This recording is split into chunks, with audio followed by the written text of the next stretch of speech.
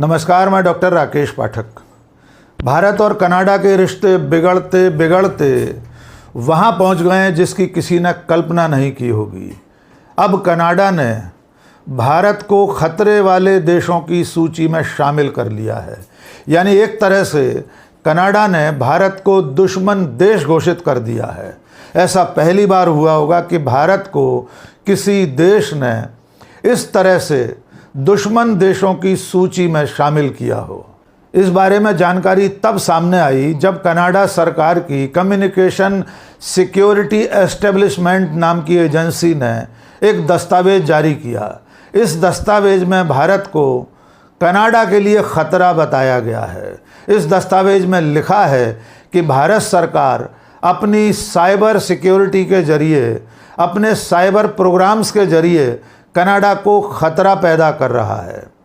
भारत सरकार के cyber security programme Canada की आंतरिक सुरक्षा में सेंध लगा रहे हैं। इस सूची में, इस दस्तावेज में भारत का नाम रूस, चीन, ईरान और उत्तर कोरिया के साथ 5वें नंबर पर शामिल किया गया है। 31 अक्टूबर को जारी इस दस्तावेज में भारत को कनाडा के लिए आने वाले वर्ष यानी 2025-26 के लिए खतरा बताया गया है और ये दस्तावेज इस वक्त भी कनाडा सरकार की ऑफिशियल वेबसाइट पर मौजूद है।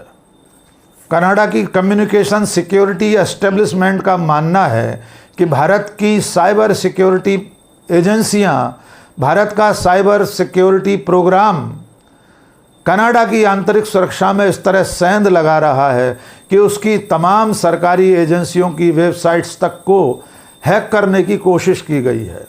ये दावा भी किया गया है कि जो कनाडा की आर्म्ड फोर्सेस हैं, उनकी वेबसाइट को भी भारत के साइबर प्रोग्राम ने निशाना बनाने की कोशिश की थी। इस घटना को लेकर भारत में तहलका मच गया है।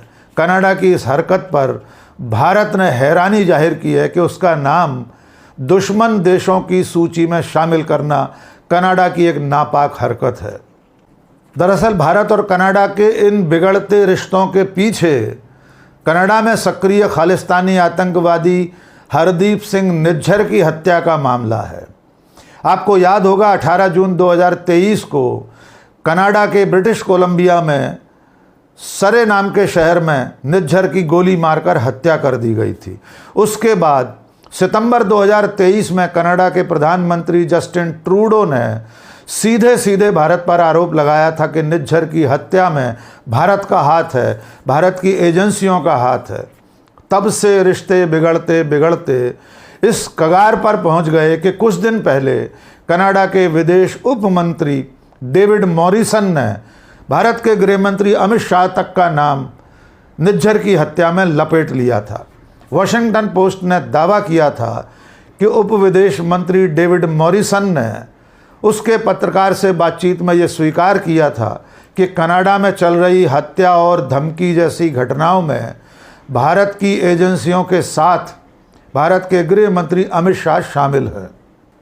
कनाडा की पुलिस यानी कनाडा की रॉयल कैनेडियन माउंटेड पुलिस भी यह दावा करती रही है कि उसके पास इस बात के सबूत हैं कि कनाडा में चल रही हत्या, धमकी और तमाम आपराधिक गतिविधियों में भारत की सुरक्षा एजेंसियों का हाथ है।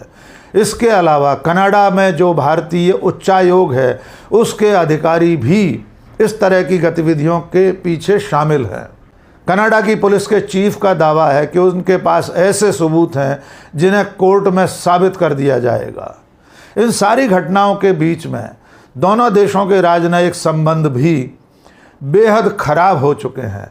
अक्टूबर महीने में कनाडा की सरकार ने अपने इन आरोपों के चलते भारत के कनाडा स्थित उच्चायुक्त और 5 राजनयिकों से पूछताछ करने के लिए भारत सरकार से अनुरोध किया था। कनाडा की सरकार ने कहा था कि इन राजनयिकों पर से राजनयिक सुरक्षा यानी डिप्लोमेटिक इम्यूनिटी हटा ली जाए ताकि कनाडा की पुलिस इन्हें तलब कर सके। लेकिन भारत सरकार ने कनाडा की सरकार के इस अनुरोध को खारिज कर दिया था। उसके बाद कनाडा की सरकार ने हमारे उच्चायुक्त सहित 5 राजनयिकों को देश छोड़ने का आदेश दिया था। इसके जवाब में भारत सरकार ने भी कनाडा के भारत स्थित सहायक उच्चायुक्त सहित 6 राजनयिकों को देश निकाला दे दिया था। पिछले 19 अक्टूबर की आधी रात से पहले इन सारे राजनयिकों को देश छोड़ना पड़ा था। लगातार बढ़ रही तनातनी के बीच जब कनाडा के उप विदेश मंत्री ने केंद्रीय गृह मंत्री अमित शाह का नाम भी कनाडा की आपराधिक गतिविधियों में घसीट लिया था, उसके बाद भारत सरकार ने कड़ी प्रतिक्रिया जाहिर की थी। भारत के विदेश मंत्रालय के प्रवक्ता रणधीर जायसवाल ने भी बाकायदा एक प्रेस कॉन्फ्रेंस करके ये बयान जारी किया कि कनाडा के इस तरह के आरोप बर्दाश्त नहीं किए जाएंगे। कनाडा के भारत में कार्यवाहक उच्चायुक्त को तलब करके भारत के विदेश मंत्रालय ने लिखित नोट उन्हें सौंपा है और कहा है कि कनाडा अपनी हरकतों से बाज आ जाए। आइए सुनते हैं विदेश मंत्रालय के प्रवक्ता रणधीर जायसवाल ने क्या कहा। Regarding latest Canadian target, we had summoned the representative of the Canadian High Commission yesterday. A diplomatic note was handed over in reference to the proceedings of the Standing Committee on Public Safety and National Security in Ottawa on October 29th, 2024. It was conveyed in the note that the Government of India protests in the strongest terms to the absurd and baseless references made to the Union Home Minister of India before the committee by Deputy Minister David Morrison. In fact, the revelation that high Canadian officials deliberately leak unfounded insinuations to the international media as part of a conscious strategy to discredit India and influence other nations only confirms the view Government of India has long held about current Canadian government's political agenda and behavioral pattern.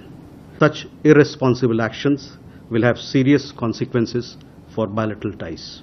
तो इस तरह खालिस्तानी आतंकवादी हरदीप सिंह निज्जर की हत्या के बाद से भारत और कनाडा के बिगड़ते हुए रिश्ते अब उस मुकाम पर पहुंच गए हैं जहां कनाडा ने भारत को दुश्मन देशों की सूची में रख दिया है। भारत को कनाडा के लिए खतरा बताया जा रहा है और संभवतः इतिहास में पहली बार होगा कि भारत जैसे देश को, हमारे देश को किसी देश ने अपने लिए खतरा बताया हो, अपने लिए दुश्मन देश की श्रेणी में भारत को रखा हो।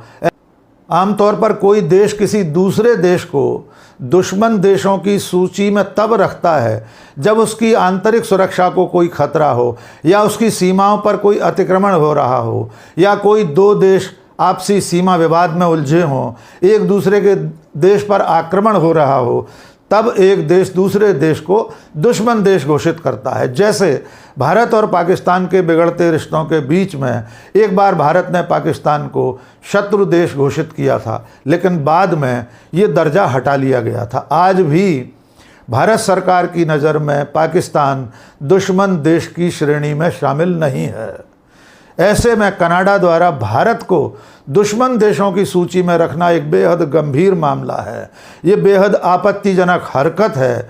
भारत इसका माकूल जवाब देगा। भारत का विदेश मंत्रालय, भारत सरकार जिस तरह से कड़ा रुख अख्तियार कर रही है खालिस्तान के मामले में, आतंकवाद के मामले में, भारत सरकार की नीति बिल्कुल स्पष्ट है कि अगर कनाडा में रहकर कनाडा में बसे हुए लोग, कनाडा में सक्रिय कोई संगठन भारत विरोधी गतिविधियां चलाएगा तो भारत सरकार उसके खिलाफ जो मुमकिन होगा वो कार्यवाही करेगी।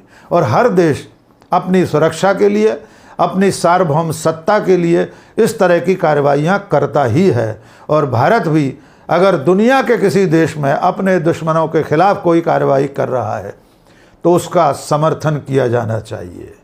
अब देखना होगा आने वाले दिनों में भारत और कनाडा के रिश्ते किस करवट बैठते हैं। भारत को कनाडा ने दुश्मन देश जैसा घोषित कर दिया है, तो अब इसकी प्रतिक्रिया में क्या भारत भी कनाडा को उसी श्रेणी में रखेगा या इसका किसी और तरह से कोई राजनयिक रास्ता अपनाया जाएगा, किसी और तरीके से कनाडा को इसका माकूल जवाब दिया जाएगा। आज के इस वीडियो में बस इतना ही। बहुत बहुत शुक्रिया। जय हिंद।